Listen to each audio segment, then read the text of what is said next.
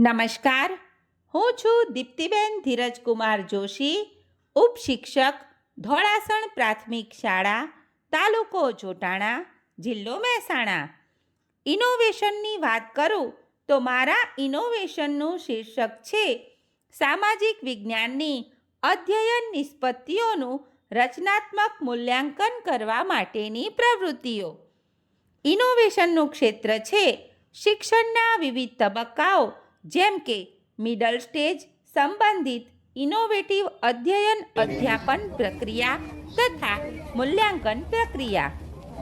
સમસ્યાની વાત કરીએ તો વિદ્યાર્થીઓનું સતત અને સર્વગ્રાહી મૂલ્યાંકન થાય તે NEP 2020 અંતર્ગત અનિવાર્ય છે. વિદ્યાર્થીઓને લેખિત કે મૌખિક મૂલ્યાંકનમાં રસ રુચિ ઓછા પડે છે.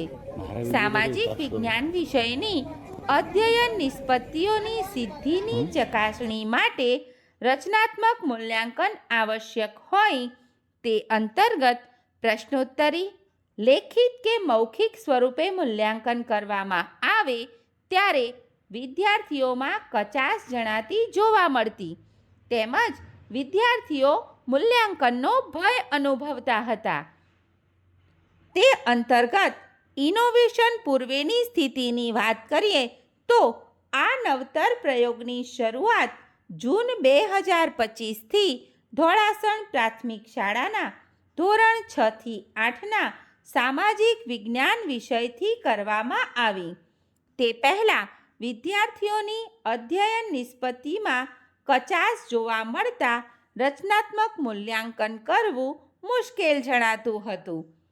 ધોળાસણ પ્રાથમિક શાળાના વર્ષ 2024ના ડેટા પ્રમાણે વાર્ષિક પરીક્ષામાં પત્રક એની સ્થિતિ મુજબ 6 થી 8ના કુલ 80 વિદ્યાર્થીઓમાં 40થી 80% ગુણ મેળવનાર વિદ્યાર્થીઓનું પ્રમાણ વધારે હતું, જ્યારે 80%થી વધુ ગુણ મેળવનાર વિદ્યાર્થીઓનું પ્રમાણ ઓછું જોવા મળ્યું હતું.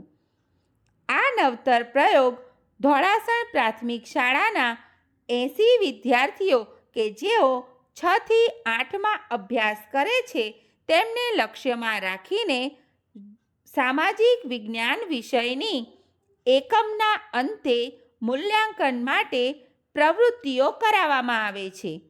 આ પ્રવૃત્તિઓની યાદી અગાઉથી તૈયાર કરેલ હોય છે અને તેના આધારે વિદ્યાર્થીઓને વિવિધ સાધન સામગ્રીનું નિર્માણ કરી તેમનું મૂલ્યાંકન કરવામાં આવે છે.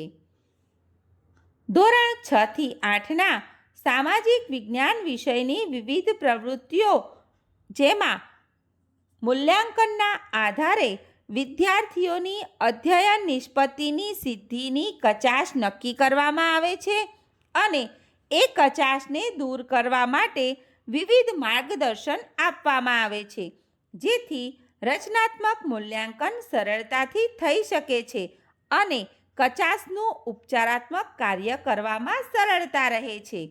વિદ્યાર્થીઓ પ્રવૃત્તિ કરતા હોવાથી તેમને મૂલ્યાંકનનો ભય રહેતો નથી.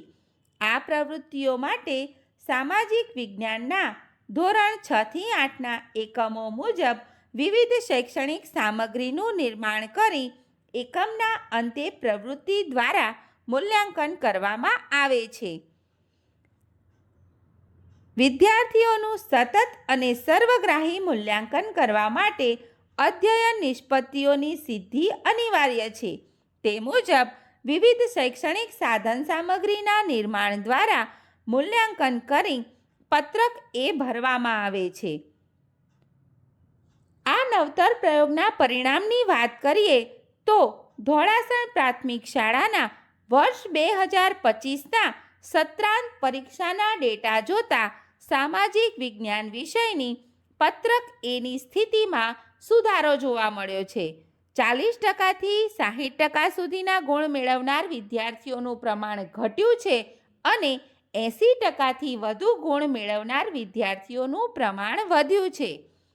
મારા આ ઇનોવેશનનો ઉપયોગ મારી શાળા ઉપરાંત મારા તાલુકા, જિલ્લા અને ગુજરાત રાજ્યના સામાજિક વિજ્ઞાન વિષયના શિક્ષકો સોશિયલ મીડિયા એટલે કે ફેસબુક અને યુટ્યુબના માધ્યમથી આ પ્રવૃત્તિઓનો ઉપયોગ મૂલ્યાંકનના હેતુ માટે કરે છે.